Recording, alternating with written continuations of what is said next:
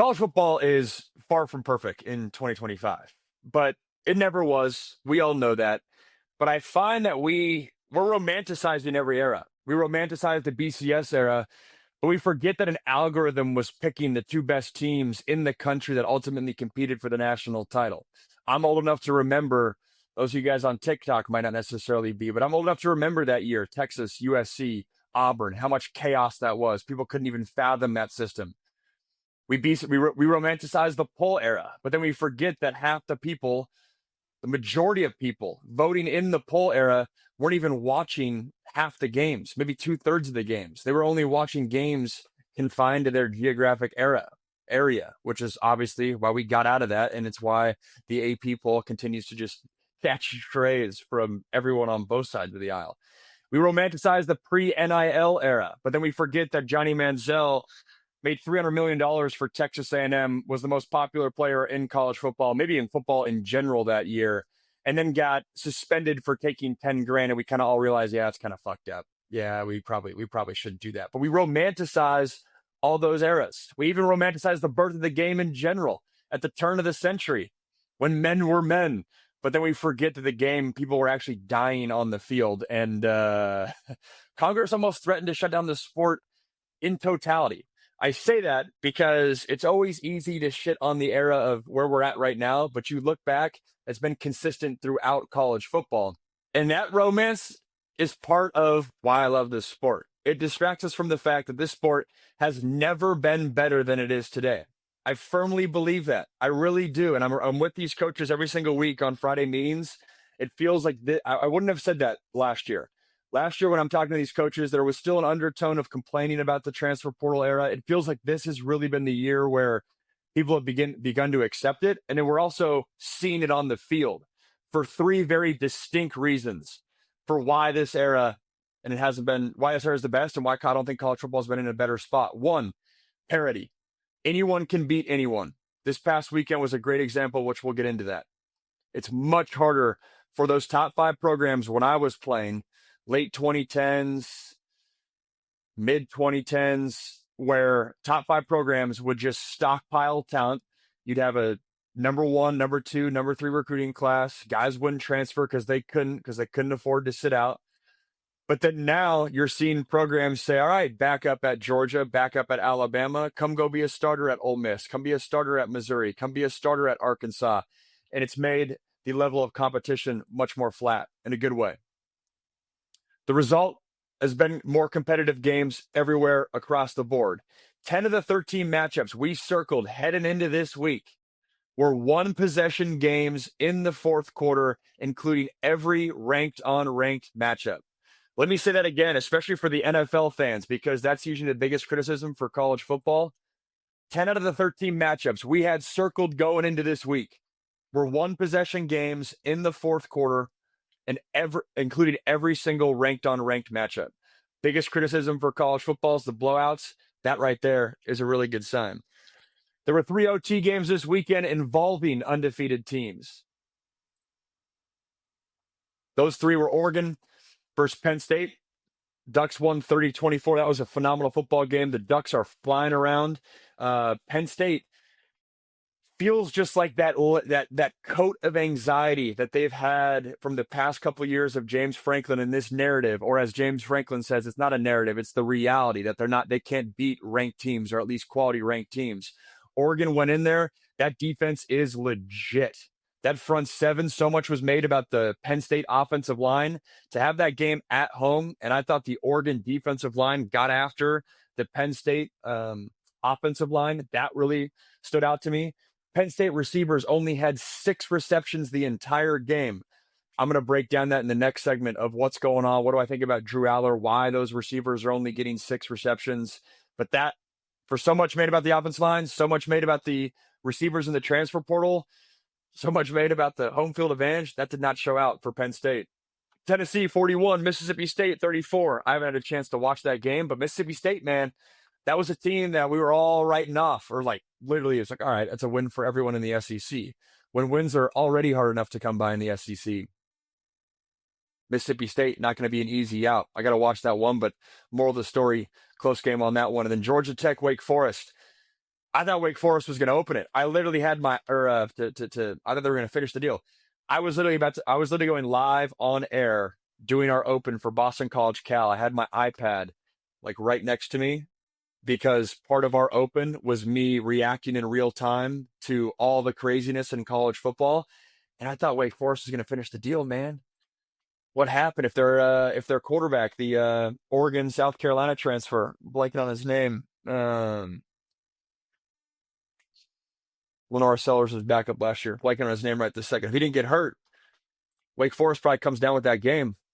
Wake Forest, that is an extremely tough job. I've been on record saying, Jake Dickert, man, like, I get why I had to leave Washington State. Wake Forest might be the hardest job in Power 4 football right now. I don't think that's an exaggeration. And they're going toe-to-toe with Georgia Tech, who a lot of people think that they're ultimately going to win the ACC. Friday night, we saw Florida State and Virginia. Not going to be that guy that said I saw that coming because I didn't see it coming. But what I did see coming to start the year, or like, because I had Virginia week 1 in person. I was like, this offense is much different. I was like, Virginia is going to sneak up on somebody this year and get a win that they're not supposed to get to. I didn't, put my nuts on the line and say, hey, that was going to be Florida State. But I did. I had a buddy call me and was like, yo, what do you think about this line? And I was like, he's like, 7 points doesn't feel like enough against, this is Florida State. Like, Florida State's legit. I was like, stay away from that line. Virginia at home, maybe the biggest game in the Tony Elliott era, at home in Charlottesville. That place was rocking. Good for Tony Elliott, too. He's a great dude, great coach. He's been great to us, like, from a media standpoint. And to get that win in year 4, like, that very much could turn the tide for Virginia. Everyone's looking at that through a Florida State lens. That could be the win that gets Virginia out of this lower bottom tier of the ACC and gets them contending. On a day in which Sam Pittman gets fired because Arkansas hung with him in year 6? Virginia hangs with Tony Elliott in year 4. That might pay dividends for the Hoos, which I just learned that this year, the Hoos. TCU and Arizona State. If I thought that Wake Forest was going to beat Georgia Tech, man, I thought TCU had this one in the bag easy. Arizona State at home in the desert. They were up, or they were down 14-0. TCU offense was rolling. Those of you guys that watched the content last week, especially on YouTube, I said Josh Huber's the best quarterback in Texas outside of Dak and CJ and the NFL guys, but at the college ranks, I still believe that. I think he's a baller. That showed early on, but ASU just kept chipping away. And this is a guy that I have not seen a lot. I saw him in the CFP, but what game was that?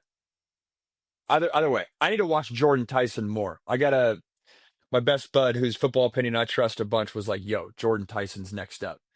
He made the comp that he runs like, he's got some CD Lamb to him, which I feel like I like that comp. But anyways, it was the Jordan Tyson and Sam Levitt show, ultimately for Arizona State to get over the hump versus TCU. Parity, competitive games.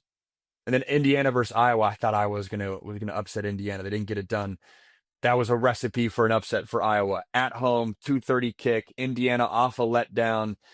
Physicality of Iowa's defense versus Indiana, who they were able to be more physical than Illinois the week before. I thought that was an upset spot. I was close, but I didn't get there. Moral of the story, though, parity across college football in ways we have not seen since I can remember. Second reason college football is better today than it has been before. We have more access. Think about what we've had the past week. We've had the Lane Kiffin ESPN documentary. He goes and backs that up, beats LSU 24-19. I'll get into LSU and what's happening with that offense. If you're over there on TikTok, head over to YouTube. I got full Garrett Nussmeier breakdown coming here in probably 15 minutes. Kiffin's also embracing his daughter Landry, dating the LSU linebacker, having fun with it on Twitter. I saw the clip of Whit Weeks throwing up. So Kiffin's daughter's boyfriend, maybe Kiffin's son-in-law one of these days. But he's throwing up, and then Kiff retweets it and was like, tempo. Love that. And it's still wild to me. I'm going to say this for years and years and years to come, and I probably need to dial up a short form video on this for TikTok. but I played for Lane Kiffin, and the main criticism was that he was not dynamic enough to run a locker room. Was he capable enough of managing the USC boosters and donors? That dude is literally the most dynamic coach in college football right now, period. That is crazy. Good on you, Kiff, making things happen. I also find out this week, in terms of access, that New Mexico and New Mexico State, their trophy is a functional Hatch chili roaster. They're giving us the behind the scenes look. Thought that was kind of cool.